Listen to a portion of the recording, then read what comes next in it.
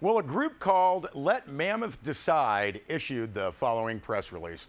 On February 2nd, longtime Mammoth Lakes residents Kathy Cage, Michael Agnich, and Tom Gaunt filed a ballot initiative regarding nightly home rentals in residential neighborhoods.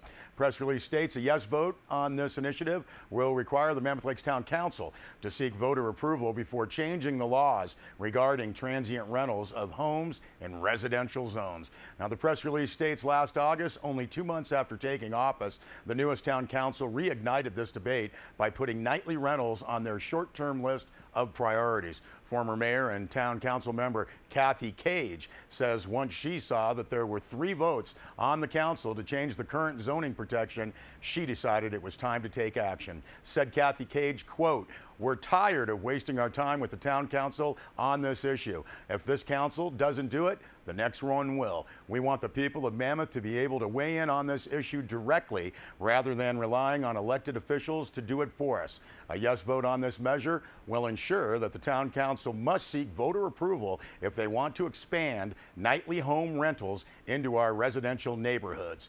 Cage continued, "We've been debating this issue for over 10 years. I don't believe the current council majority, who want to allow the commercialization of our residential neighborhoods, reflects the values of our community. Quality of life for locals does matter. When neighborhoods are open to nightly rentals, locals get pushed out as the cost of the rentals rise and availability drops. We think quality of life for residents trumps the financial interest of property investors," end quote.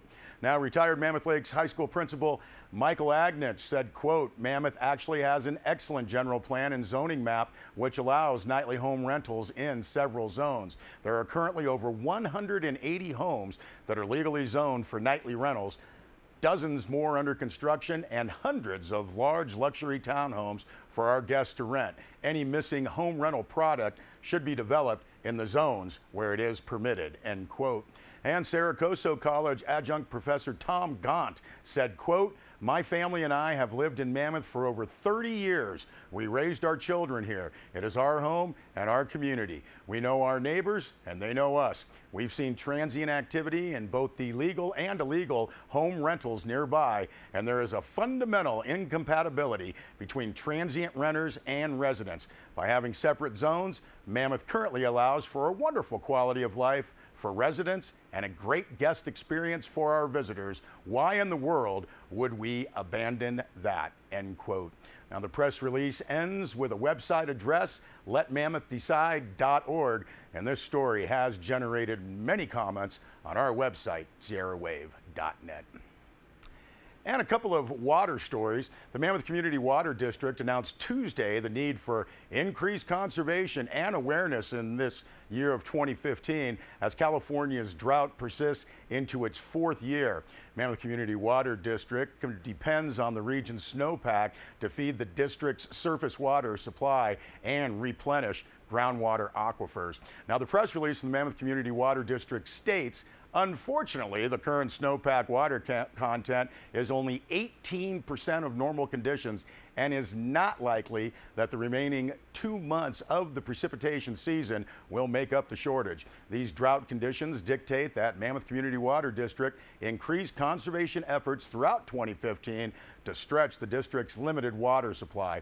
The February 19th Mammoth Community Water District Board meeting includes an agenda item to consider raising water restrictions from level 1 to level 2. Now, said Patrick Hayes, Mammoth Community Water District's general manager, quote, "Our customers did a tremendous job reducing water use and investing in conservation measures in 2014, but with the continuing drought, we'll all need to step up our efforts in 2015.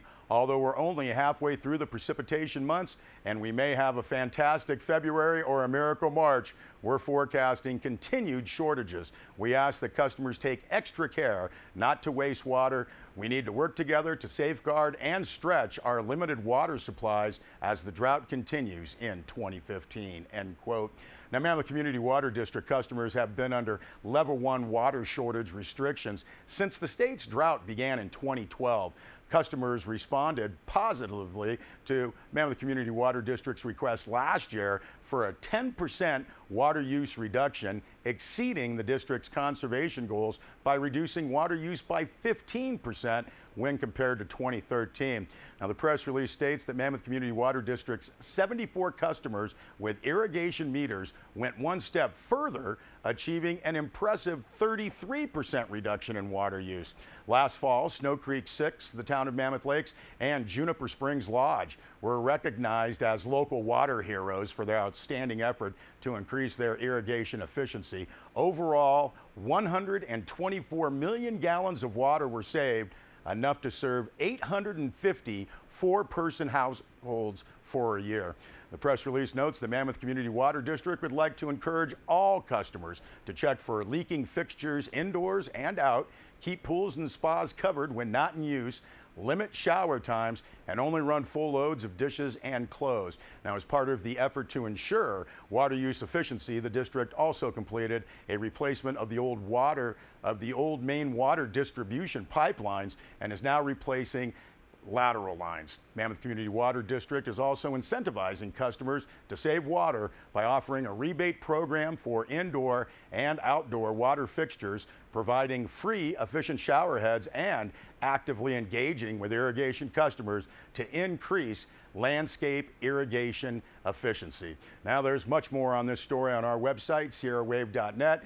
More information on water conservation is available from the Mammoth Community Water District website, mcwd.dst.ca.us.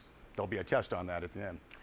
And a press release from the Los Angeles Department of Water and Power. This week, LADWP reported its latest water conservation metrics, showing that its customers used 20.9% less water in December than they did the previous year. Residential water use was down to 61.5 gallons per day in December compared to 77.1 gallons in November. Now, these numbers provided by the State Water Resources Control Board report a timely and favorable response to the statewide drought, with the announcement of LADWP's recent snow survey in the Eastern Sierra continuing to track the driest year on record. Mammoth Pass snowpack water content is 21% of normal to date, with 5.9 inches of water on the ground in the form of snow.